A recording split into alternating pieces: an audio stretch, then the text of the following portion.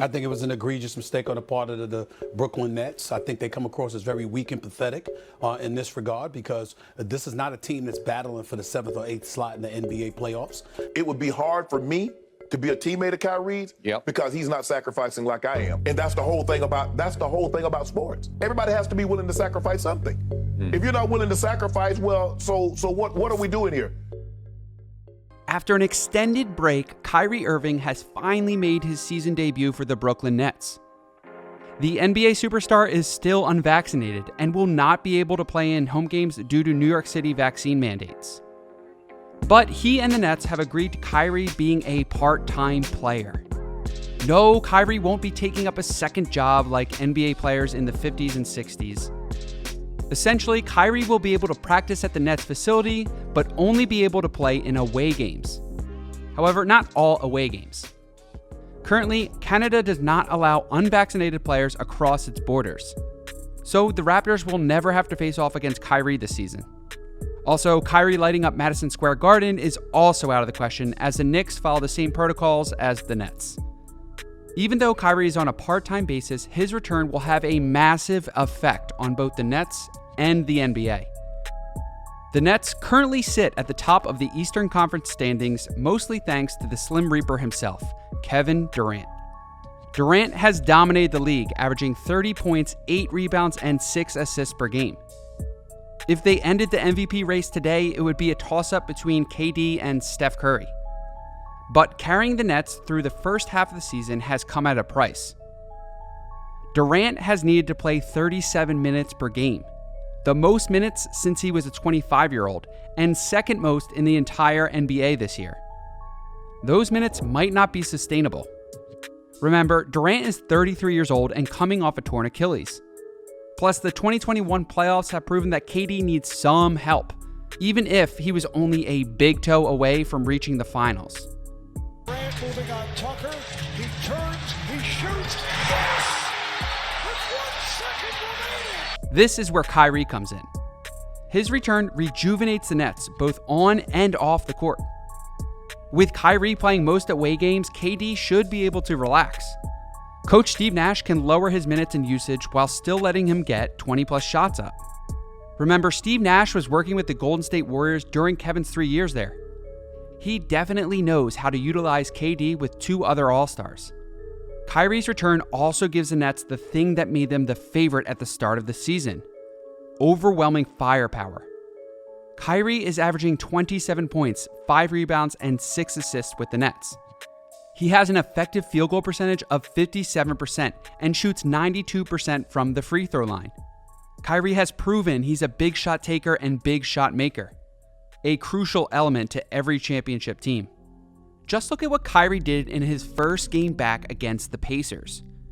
He scored 22 points, had 4 assists, 3 rebounds, and 3 steals.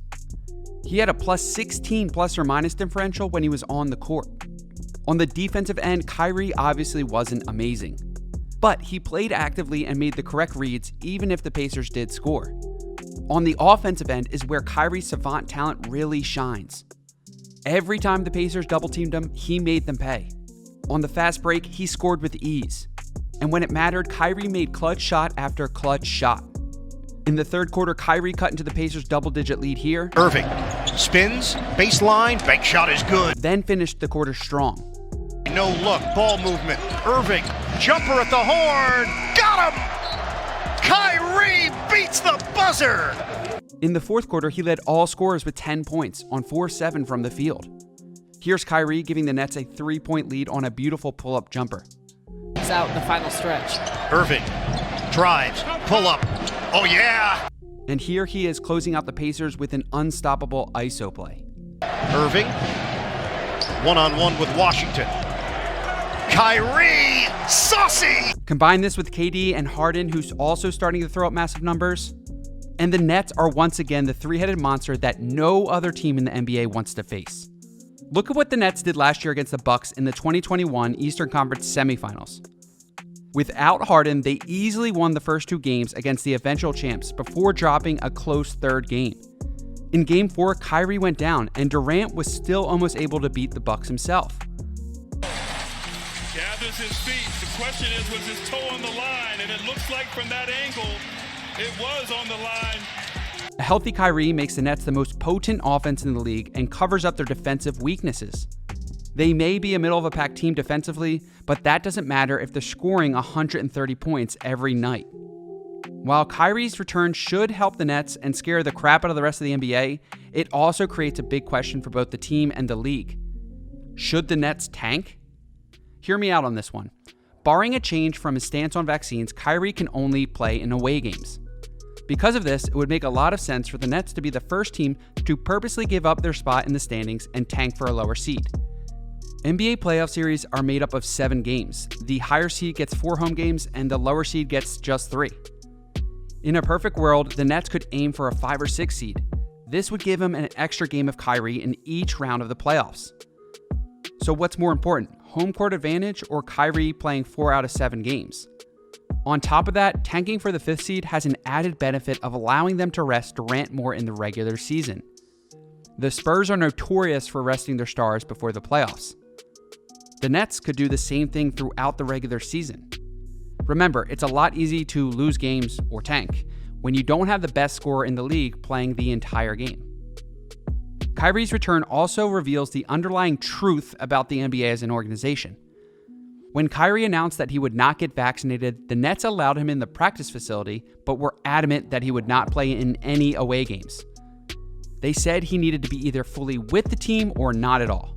Brooklyn Nets say their star point guard Kyrie Irving will not play or practice with the team until he is eligible to be a full participant. Other players like Andrew Wiggins tried to find religious loopholes to avoid vaccinations. Wiggins' decision to get the COVID-19 vaccination comes after the league recently declined his application for a religious exemption. The only option was to get vaccinated or not play in the NBA. His plan failed miserably. But now, things have changed and the reason is obvious. Money and championships.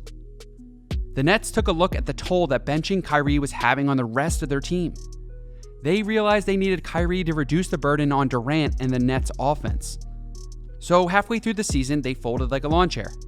Now Kyrie is their part-time player, and the odds of winning a ring just went back to their preseason predictions. Incredibly grateful just to be back in the building. Welcome back with open arms to my teammates, the whole entire organization. Not gonna lie, it's been relatively tough to watch from the sideline, but if I get the opportunity to get on the court and play with some of my teammates, even if it's just on the road for away games, I'm just grateful for that. With this in mind, I expect to see even more strange moves. For instance, what will happen if LeBron James or Steph Curry test positive before a playoff series? How will the NBA react? What if entire starting lineups are out? Will they postpone games? Will they drastically lower the time spent in health and safety protocols? NBA championships aren't always won by the best team. It's whoever is the best and most healthy team at the time. But what do you think? Are you excited to see Kyrie make his return? If you enjoyed these longer videos, hit the subscribe button and tick the notification bell. I have a ton of awesome content coming out, and I always tailor my videos for the Henry Hoops audience. So if you don't want to miss out, hit the subscribe button. Peace.